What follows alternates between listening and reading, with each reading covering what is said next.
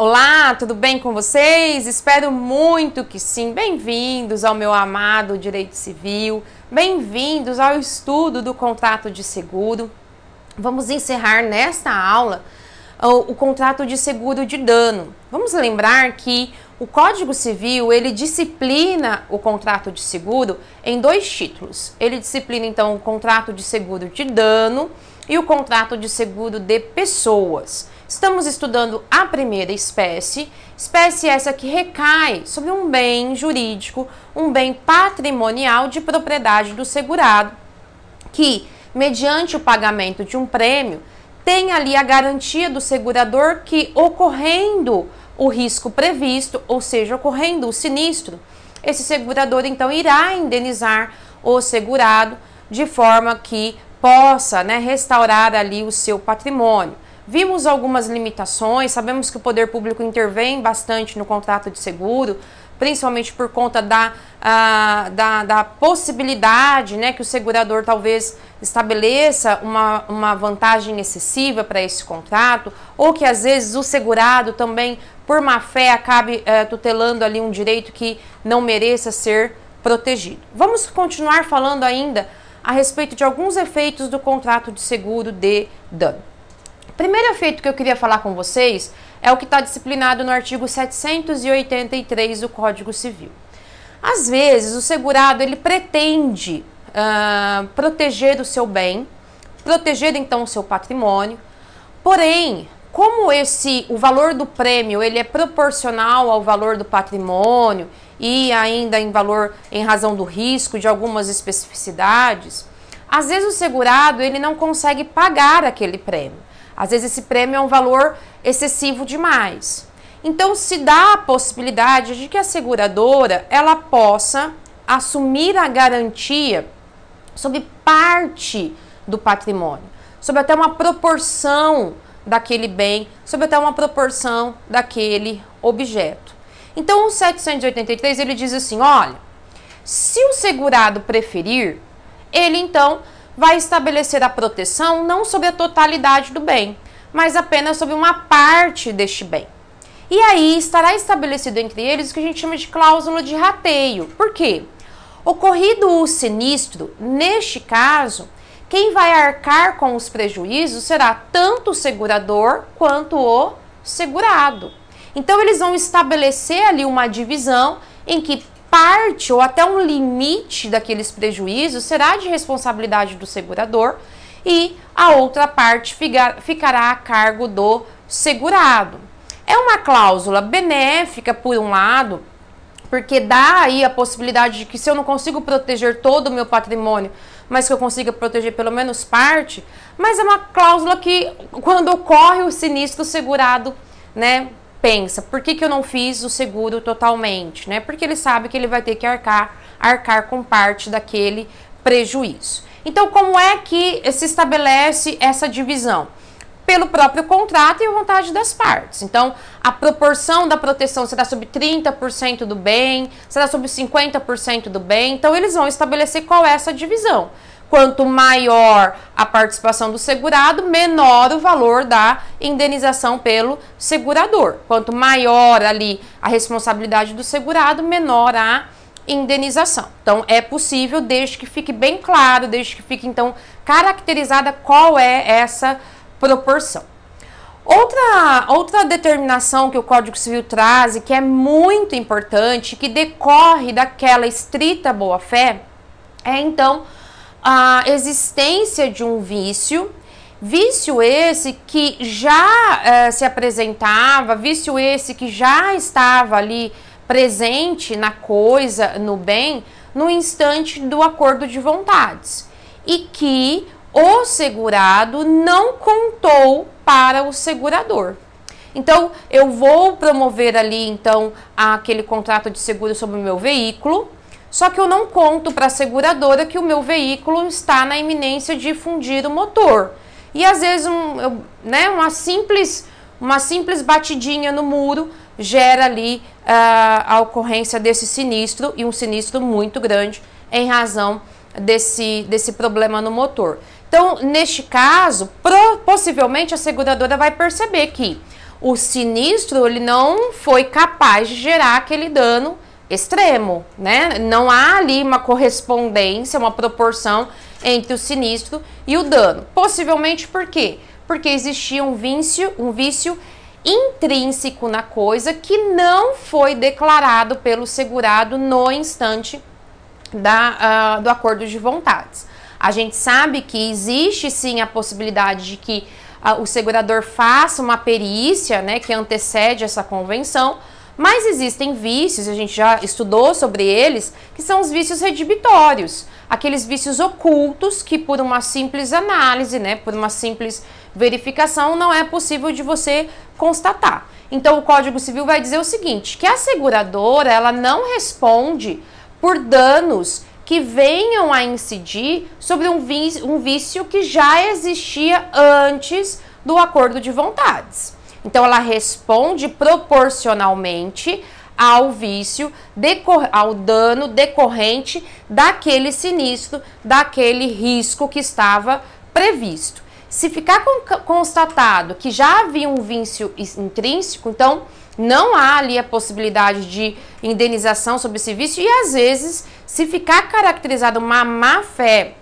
exagerada, não há nem a possibilidade de indenização alguma, porque pode o segurador alegar a má-fé para que ele então se livre do pagamento da indenização, tá? Então, há aqui a perda da garantia por parte do segurado, porém, e se já existe um vício e esse vício ele é declarado pelo segurado e o segurador diz, não, tudo bem, eu vou cobrir inclusive qualquer dano que decorra desse vício.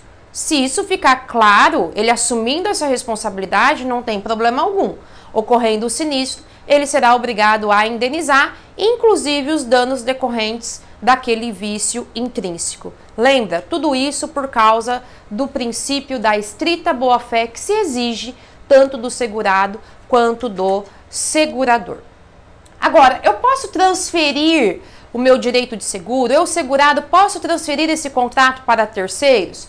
Posso, sem problema algum, tá? Dependendo do interesse, dependendo do contrato de seguro, dependendo do tipo de apólice, vocês vão aprender isso de uma forma mais especial, se aprofundando no contrato de seguro, há sim essa possibilidade, mas claro que o segurador sempre deverá ser comunicado, esse segurador sempre deverá participar dessa transferência do contrato para terceiros. Bom, agora vamos falar, então, da possibilidade que existe de subrogação do segurador. Então, o que é a subrogação?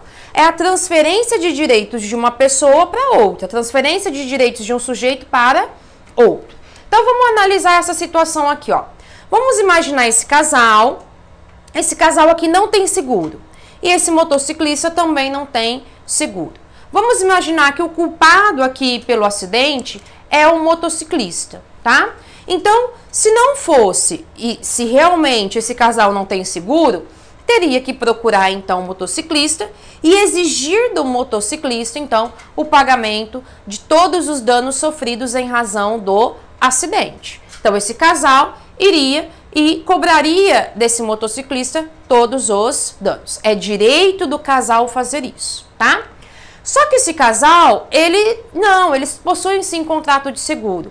E por que eles possuem contrato de seguro? Justamente porque eles não querem ter que acionar alguém, acionar um terceiro culpado aqui para receber essa indenização, porque sabem que às vezes demora muito, às vezes sabe que é muito complicado, que às vezes pode até não conseguir receber. Então eles contratam um segurador. Então ocorreu o sinistro, casal procura o segurador fará o quê? Vai indenizar o casal, tudo bem? Indenizou o casal, vai surgir neste momento o direito do segurador de fazer o mesmo que o casal poderia ter feito inicialmente, de se voltar então aqui contra o motociclista culpado para receber então tudo aquilo que ocorreu de dano por causa deste sinistro. Então, esse casal tinha esse direito, quando o segurador vem e indeniza, surge para o segurador o mesmo direito que este casal tinha o mesmo direito que esse casal possuía de se voltar contra o culpado para recebimento, então, da indenização. Agora, em que hipóteses não ocorre essa subrogação? Ou seja, em que hipóteses em que o segurador terá que pagar, ele vai indenizar, não existe qualquer dúvida com relação à obrigação aqui do segurador em indenizar, então, o segurado, porém, ele não vai poder entrar com uma ação em face do culpado, se esse culpado é quem?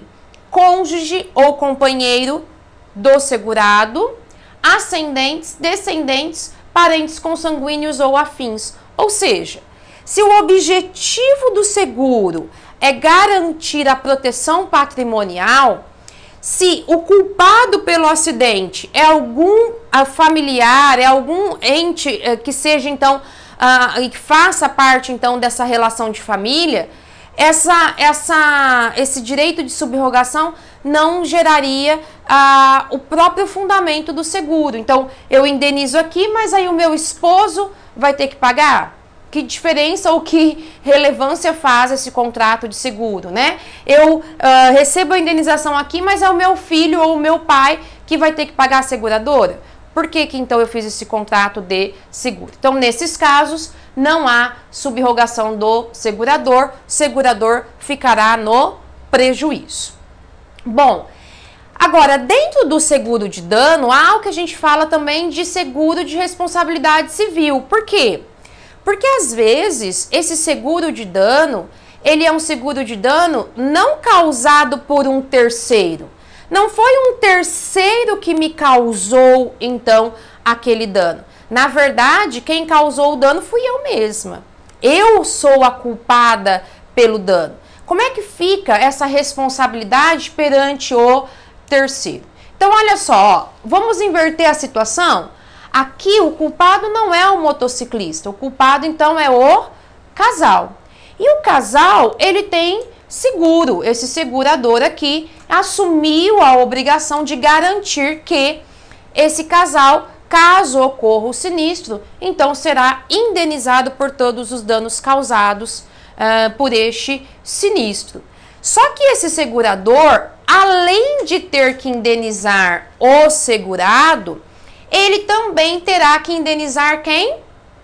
A vítima. Ele também terá que indenizar aquele terceiro que sofreu o dano por conta aqui do culpado. Então, percebam que aqui o ônus do segurador é maior, porque lá, quando o culpado é um terceiro, o segurador ele tem o direito de subrogação, de ir em face do culpado para receber o valor. Aqui não, aqui o ônus dele é maior, porque se o segurado é o culpado, além de indenizar o segurado, ele também terá que indenizar o terceiro, tá? Agora, algumas particularidades do contrato de seguro de responsabilidade civil. Para que, então, a seguradora ou segurador seja responsável por indenizar não só o segurado, mas terceiros, e para que esse segurado não perca o direito de garantia, ele tem algumas obrigações. Primeira coisa, o segurado, tão logo ele saiba da ocorrência do sinistro, das consequências, então, do seu ato, deverá comunicar imediatamente o segurador. Então, ocorreu o acidente, imediatamente ele comunica o segurador. Esse segurado, ele não pode, sem a anuência expressa do segurador, admitir culpa. Ele não pode, por exemplo, ali assumir quaisquer responsabilidades ou quaisquer indenizações, porque esse segurador ele fará parte da própria defesa do segurado, porque às vezes ali existe dúvida acerca dessa responsabilidade. Se o segurado se o segurado foi o causador de um acidente e ele é citado pelo terceiro para pagamento dessa indenização, imediatamente ele terá que chamar o segurador para o processo, para que o segurador possa, inclusive, auxiliá-lo na defesa, então, ali dos seus direitos. E em caso de insolvência do segurador, então, mesmo que eu tenho um segurador, aciono o segurador e digo, terceiro, quem vai te pagar os seus danos é o segurador. O segurador não paga. Se o segurador não paga, quem responde por isso é o segurado, quem responde por isso, então, é aquele que causou, que foi o causador do dano. Encerramos, então, o contrato de seguro de dano. Na nossa próxima aula, iniciaremos seguro de pessoas, também um bem jurídico, agora não patrimonial, protegido por um segurador a título aí do pagamento de uma indenização. Espero que tenham gostado da aula. Se você já é inscrito no canal, muito obrigada. Se não é, por favor, inscreva-se e também compartilhe essa aula com os seus colegas. Espero que fiquem bem, fiquem com Deus e até a próxima aula.